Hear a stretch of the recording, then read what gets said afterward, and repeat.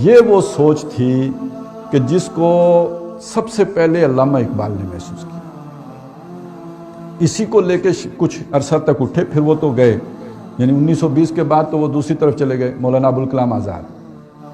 یہی چیز تھی پھر جو خاص طور پہ جسے مدون کر کے بہت ہی تفصیل سے اور بہت کھول کے بڑی سلیس انداز میں مولانا مودودی نے سامنے لایا. اس میں تو وہ اس دور میں انہوں نے کمال کیا. اور ڈاکٹر صاحب کو زیادہ سے زیادہ آپ ان کا شاعر یا ان کا مبلغ جو انہوں نے کیا اس کو انہوں نے اب بس الفاظ تبدیل کیے ہوں گے، تصورات تو ڈاکٹر صاحب نے کوئی ہاں معاشی میدان میں تھوڑی بات آگے بھی بڑھ کے کیے. باقی جو سیاسی نظام ہے ڈاکٹر صاحب کی عین وہی سوچ ہے جو مولانا مودودی کی، اس میں کوئی فرق ہی نہیں. الفاظ کا فرق ہو سکتا ہے، تصور کا کوئی فرق نہیں ہے. اب یہ لوگ کون ہیں سمجھ لیجئے، شاہ ولی اللہ، علامہ اقبال، اور یہ تو ایک اجمالاً دیا، لیکن تفصیل سے جس طرح ڈاکٹر صاحب اور مولانا مودودی کا معاملہ ہے. اب اس کو آپ سمجھیں کیا مسئلہ ہے. آپ نے جب یہ کہا کہ سوشل تھاٹ در حقیقت انسانی سماجی مسائل کو سمجھنا اور ان مسائل کو حل کرنے کا نام ہے. اب یوں سمجھ لیں کہ ہندوستان ہے، ہندوستان میں ایک مسئلہ تھا، ہندو بھی رہتے تھے، مسلمان بھی رہتے تھے، یہ آپس میں لڑتے ہیں. اب اس مسئلے کا ایک حل یہ ہے کہ جو آپ کے علماء نے پیش کیا کہ ہم انگریز کو بھگا دیتے ہیں اور آزادی حاصل کر کے پھر آپس میں لڑیں گے، جو جیت گیا وہ ہندوستان پر قبضہ کر لے. الٹیمیٹلی یہی ہونا تھا نا، متحدہ ہندوستان اگر ہوتا تو پھر یہی ہوتا. ایک حل قائد اعظم نے پیش کیا، وہ ہے کہ یہ مسئلہ ہے، بڑا سیریس مسئلہ ہے، یہ لڑتے رہتے ہیں، اس کا حل بٹوارا ہے. وہ جیسے گھر میں بچے لڑے، بھائی لڑے تو باپ نے کہا بھائی تو اپنا گھر ادھر بنا لے، تو ادھر. اس کا حل بٹوارا ہے. یہ ایک سوشل پرابلم ہے. اس سوشل پرابلم کی سولوشن یہ ہے تم علیحدہ رہو، تم علیحدہ رہو. یہ پچھلے دنوں بھی میرے ایک بزرگ ہیں، عزیز رشتہ دار ہیں، تو وہ کہہ رہے تھے کہ یہ قائد اعظم نے بڑا غلط کام کیا، ہم تو اکثریت میں ہوتے، سارا ہندوستان ہمارا ہوتا ہے. تو میں نے کہا ہاں آئیڈیلی تو بات ٹھیک ہے، لیکن ہندو دیتے نہیں تھے، پرابلم یہ تھی. اور ویسے بھی اب بھی قائد اعظم نے منع تو نہیں کیا، آپ ہندوستان پہ قبضہ کرنا چاہتے ہیں جائیں کر لیں. مسئلہ یہ ہے کہ بھائی آپ کا جو فریق مخالف ہے وہ دے دے، مفت میں تو لے لیں، لیکن یہ کہ دیتا نہیں ہے کیا کریں، اور طاقت ہے نہیں کہ لیں، تو پھر بیٹھ کے جب گفتگو کر کے لیں گے تو کچھ اس کو دینا پڑے گا، کچھ خود رکھنا پڑے گا. تو یہ حل ہے، یہ ایک سوشل پرابلم تھی، اس کا ایک آپ نے حل پیش کر دیا. اب اسی طرح کے کچھ سوشل پرابلمز ہیں جو نئے اس دور میں آ کے پیدا ہوئے.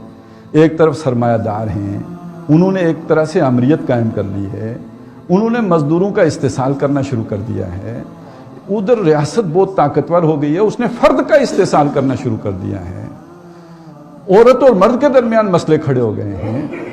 یہ ایک پرانا معاشرہ تھا جس کا حل دور خلافت راشدہ میں پیش کیا گیا. ایک نیا معاشرہ ہے، اس نئے معاشرے میں انہی اصولوں پر اس کا کیا حل ہوگا. تو ہمارے جو عام جو روایت پسند مذہبی لوگ ہیں وہ اس کا وہی حل پیش کرتے ہیں جو امام ابو حنیفہ پیش کر گئے. وہ کہتے ہیں کہ بھئی یہ ٹوپی سے فٹ آتی ہے تو ٹھیک ہے، نہیں آتی تو اس کے سر کو تراشو اور اس معاشرے کو واپس 700 سال پیچھے لے جاؤ اور وہ والی ٹوپی اس کو پہناؤ. یہ سائنس بھی ختم کرو، یہ ساری ٹیکنالوجی بھی ختم کرو. یعنی مطلب یہ کہ یہ موبائل، یہ گاڑیاں، یہ سب کچھ. آپ ایسے لوگ آپ کے درمیان موجود ہیں جو کہتے ہیں یہ شر ہے، سب گند ہے، ختم کرو. ختم کر دیتے ہیں. تو پیدل تو 4 کلومیٹر چلا نہیں جاتا ان مولوی صاحب سے، اتنی بڑی توند کے ساتھ جو یہ فتوے دیتی ہیں. پھر عالمی حکومت، عالمی خلافت قائم کیسے ہوگی؟ کنیکٹ تو اسی ٹیکنالوجی نے کیا ہوا ہے نا. تو وہی بات ہے، سارا ہندوستان ہمارا تھا. بھئی سارا ہندوستان آپ کا ملتا نہیں ہے نا، کیا کریں، ہے تو آپ کا. اسی طرح دنیا کبھی پیچھے بھی گئی ہے، زمانہ کبھی واپس بھی چلا ہے، الٹی گردش بھی چلا ہے. جو ترقی ہو گئی ہے یہ ختم ہو جائے گی. تو اللہ نے اسی لیے آپ کو اصول دیے تھے کہ ان اصولوں کا نئے زمانے کے اوپر اپنا انتباہ کر لیجئے گا. تو یہ اللہ نے مولانا مودودی کو اس کی توفیق دی ہے. اس کنٹریبیوشن کو سمجھیں اور اس محرومی کو سمجھیں جو دینی طبقے کی بھی ہے اور یہاں کے جدید طبقے کی بھی ہے. یہ اتنا بڑا حادثہ ہے کہ کل یہ آپس میں لڑ کے مریں تو یہ جائز مرنا ہوگا. یہ ان کا جرم اتنا بڑا ہے کہ جنہوں نے مولانا مودودی کی فکر سے انحراف کیا ہے اور اس کو وہ قبولیت نہیں دی ہے، اس کا جرم ہی اتنا بڑا ہے کہ لڑ کے مریں. اتنا بڑا کام ہے، اتنا بڑا کام ہے کہ ایک شخص اٹھتا ہے، وہ اس معاشرے کو جو بے خدا معاشرہ ہے، یہاں کا سیاسی نظام بے خدا ہے، یہاں کا معاشی نظام بے خدا ہے، یہاں کا سماجی نظام بے خدا ہے، اور وہ کھڑے ہو کے 1400 سال پرانے ایک نظام، اس کے اصولوں پر مبنی اس کو خدا پرست معاشرے کی صورت کا ایک نمونہ حل پیش کر دیتا ہے آپ کے سامنے. آپ کی سوسائٹی جوں کی توں قائم رہے، آپ کے ادارے جوں کے توں برقرار رہیں، اور وہ اللہ والی بھی ہو جائے. قابل عمل حل، جدید ذہن کو متاثر کرنے والا حل، انسان کو ایک عاقل بالغ منصف مزاج انسان کو مطمئن کر دینے والا حل. یہ سوشل تھاٹ ہے، اس دور کی سوشل تھاٹ ہے، اس دور کا عمرانی فکر ہے. یہ ڈاکٹر اسرار نے پیش کیا ہے، اور اسے پیش کرنے کے لیے بڑی جرت چاہیے. 1400 سال پیچھے چھلانگ لگانا نظریاتی طور پر آسان ہے، لیکن نیچے امام ابو حنیفہ بھی رہ جاتے ہیں، امام احمد حنبل بھی رہ جاتے ہیں، امام غزالی بھی رہ جاتے ہیں، امام ابن تیمیہ بھی رہ جاتے ہیں.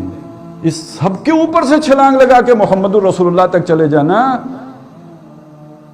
بڑی نظر چاہیے، بڑی ہمت اور بڑی جرت چاہیے.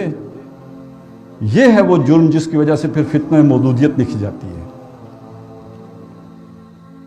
یہ ہے وہ جرم کہ جس کو آج تک نہیں گوارا کیا گیا.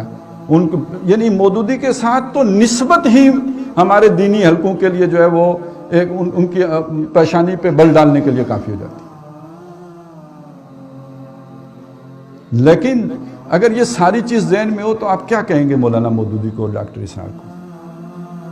میرے بھائیو، یہ تو ایک لفظ کسی نے استعمال کیا تھا، نام اس کا میں اس لیے نہیں لے رہا کہ خام خواہ آپ کی طبیعت منقبض ہوگی. اس نے کہا تھا یہ سوشل ڈارونسٹ ہیں. ایک مذہب کو بالکل آج کے دور کا مذہب بنا کے پیش کر دیا، دین بنا کے پیش کر دیا، آج کے مسئلوں کا حل دینے والا بنا کے پیش کر دیا. اور کیسے کیسے لوگوں کو پوزس کیا ہے، کیسے کیسے اپنے اپنے وقت کے ماہرین اپنے میدانوں کے وہ مولانا مودودی کی فکر سے متاثر ہوئے ہیں. تو معلوم ہوا کہ اس فکر کے اندر بڑی جان ہے، لوگوں کو کھینچ سکتی ہے، آج کے انٹلیکچوئلز کو متاثر کر سکتی ہے، انہیں اپنی طرف متوجہ کر سکتی ہے. یہ ہے وہ شے. اچھا ایک بات یہ بھی بتا دوں، آج کے انسان کو آپ وہ جو دلائل عام طور پہ آتے نا کہ اللہ نے بارش برسائی ہے، پھر اس سے دانہ نکلتا ہے، پھر آپ کھاتے ہو، ہوائیں چلائی ہیں، آج کا آدمی اس سے غیر متعلق ہے، اس کے مشاہدے ہی میں نہیں یہ چیزیں. یہ اس کو تو آپ سمجھا سکتے تھے جو کھیتی باڑی کرتا تھا. آج کا آدمی صنعتی انقلاب نے اسے ان چیزوں سے فطرت سے دور کر دیا، اسے پتہ ہی نہیں یہ کیسے ہوتا ہے، یہ چیزیں اس کے سر سے گزر جاتی ہیں. آج کے آدمی کو اگر آپ نے دین کی طرف لانا ہے تو اس کا طریقہ کیا ہو سکتا ہے کہ اس کے مسئلوں کا حل بتائیں نا. دین آپ کے یہ سارے مسئلے حل کرتا ہے، آپ کی پرابلمز کے سولوشن دیتا ہے. آپ کے سماجی مسائل جو پرابلمز ہیں، جو آپ کو آپ کے ذہن میں سوالات ہیں، ریاست ہو ماں جیسی، یہ عالمی پکار ہے یا نہیں ہے؟ ریاست ہو ماں جیسی، یہ ریاست ماں جیسی محمد الرسول اللہ نے بنائی تھی. اور ایک شخص آج کھڑے ہو کے آپ کو ان اصولوں کے مطابق ریاست بنانے کا طریقہ سکھا دیتا ہے. آپ کا اس سے بڑا محسن کون ہے؟ اور اس کی طرف اگر آپ نہیں آئیں گے تو دو طبقات آپ کے ہاں ہیں. اللہ نے آپ کی جو بھی ایک ترکیب بنائی ہے ایسی بنائی ہے. آپ کے ہاں مسٹر بھی ہے، بڑا پاورفل ہے، آپ کے ہاں ملا بھی ہے، وہ بھی بڑا پاورفل ہے. اور یہ دونوں کا جو آپس میں لڑائی ہے، یہ ایم کیو ایم اور طالبان کی لڑائی ہے. یعنی یہ سمبل اگر آپ سامنے رکھیں کہ جیسے کراچی میں ایم کیو ایم تھی وہ کیا بنانا چاہتی تھی، اور جیسے شمال میں طالبان تھے وہ کیا بنانا چاہتے تھے، اور یہی کام اگر پنڈی میں شروع ہو جائے، لاہور میں شروع ہو جائے، اور یہ دونوں طبقے بیچ میں موجود ہوں، تو ہاتھیوں کی اس لڑائی میں باقیوں کا کیا بنے گا؟ کچھ عمر نکل جائے گا یا نہیں نکلے گا؟